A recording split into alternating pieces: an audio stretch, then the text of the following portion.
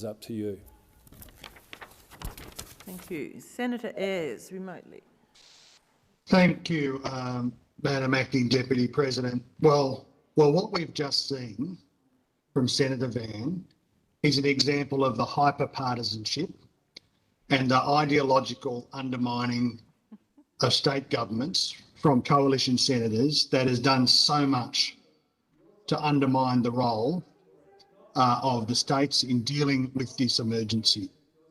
I mean, the truth is that there were events in 1919 because while the Spanish flu raged around the country because there was no vaccine. Now, we've had the prospect of a vaccination program that would mean that the economy could open up, that Australians could return to normal, and the only thing standing in the way of that has been the failure of this Prime Minister to deliver vaccine supply to Australia. The coronavirus outbreak in New South Wales, and in particular in regional New South Wales, is a national emergency. It's an emergency composed of many smaller emergencies, and one of those is occurring in the beautiful township of Wilcannia. It's a place where the Bourke people lived long before Europeans arrived. Once our third largest inland port, it's now a place where the gap between the outcomes of us in the city and Indigenous Australians has never been more stark. The life expectancy in Wilcannia before the pandemic arrived was just 40. Just 40. When I last travelled there, the Darling River was dry, the Bourke in the local language. The people who'd lived by the river for thousands of years were having to bring bottled water in from Broken Hill. There are now 43 COVID cases in Wilcannia, spreading through overcrowded houses among an unvaccinated and vulnerable population. Slow testing times, limitations on health services mean that it is a much more likely to be a larger spread of the virus than current statistics show. There are now over 350 active cases in Western New South Wales, overwhelmingly among our first Australians. The majority of those are in Dubbo, but there are positive cases in Bourke, Walgett, Narromine, Parkes, Broken Hill, Brewarrina, Gilgandra and Wellington.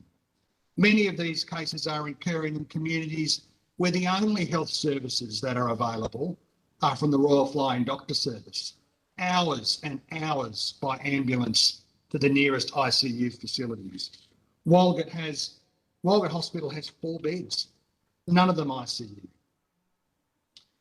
As of Monday, 109 active cases amongst First Nations people in Sydney, cases in the Indigenous community on the mid-north coast, in Kempsey and Nambucca. We have always known that Indigenous Australians are more vulnerable to this virus. The government's emergency response plan for the coronavirus says Aboriginal and Torres Strait Islander people are at a higher risk for morbidity and mortality during a pandemic and for more rapid spread of disease, particularly within discrete communities.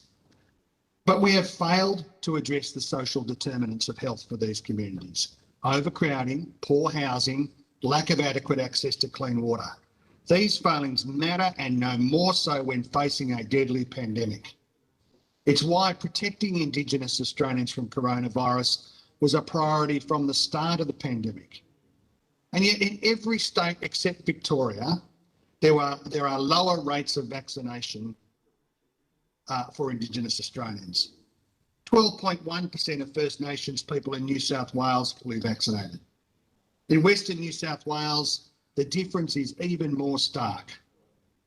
In the far west Brewarrina district, 13.4% of Australians vaccinated.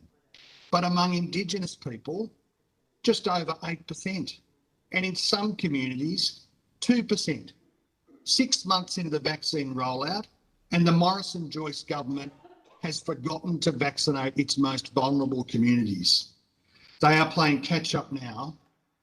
I want to acknowledge the efforts of those local leaders and Aboriginal community-controlled health organisations and the local health service in Western New South Wales that are doing their best to deliver a surge in vaccinations. but it's not what the government promised Indigenous Australians.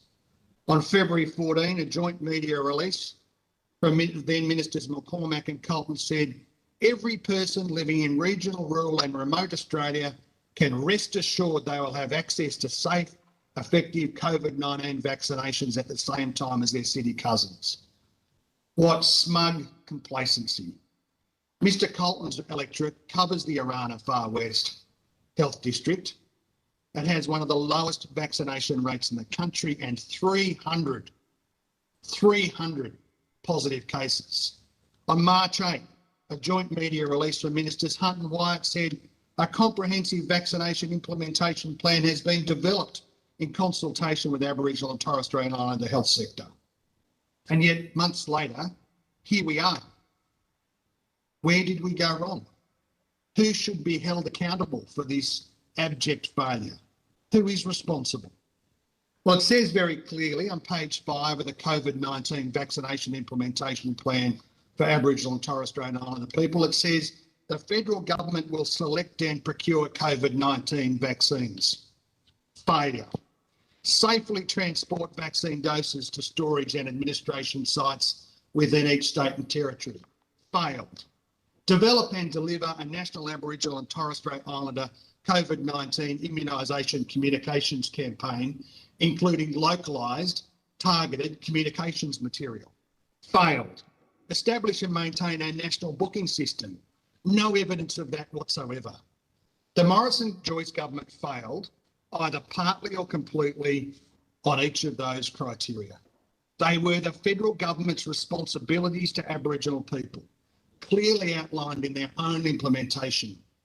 They promised, they failed, and now First Nations people are filling the Dubbo hospital. At the same time the outbreak occurred, the Morrison-Joyce government was congratulating itself for protecting First Nations people from COVID-19.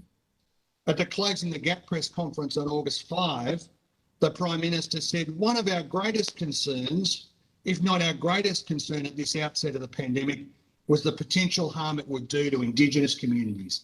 And to date, we have been successful in preventing that harm in Indigenous communities. Just words from this Prime Minister. Words that have no relationship to facts. Words that have no relationship to what the government has or hasn't done. And it's regional Australians who are paying the price.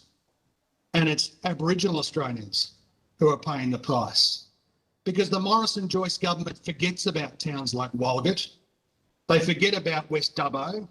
They forgot about Wilcannia in the cruel way that places like Wilcannia are always forgotten by people in the Morrison-Joyce government.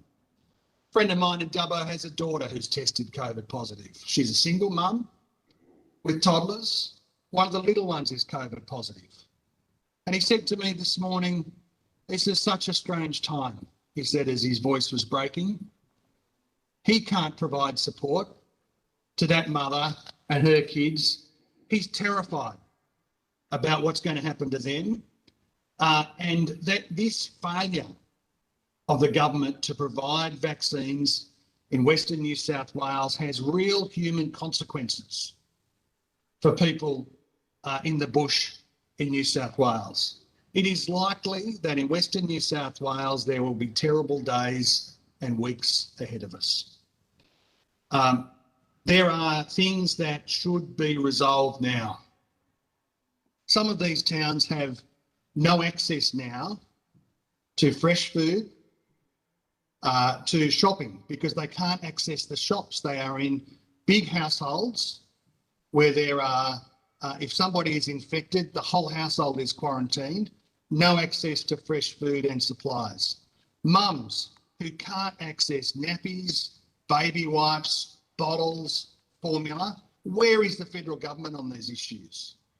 Many of these communities are so far away from the hospital services that are required that they are relying upon the hard-working Royal Flying Doctor Service in the event of an emergency. And I just say to the Morrison-Joyce government, if according to the Doherty plan and the National Cabinet modelling that's been provided, if we are going to open up let's make sure that if the 70 to 80% level is achieved in the cities, let's make sure that we've got adequate protections for our bush communities as well, particularly our First Nations communities. Thanks, Madam Acting Deputy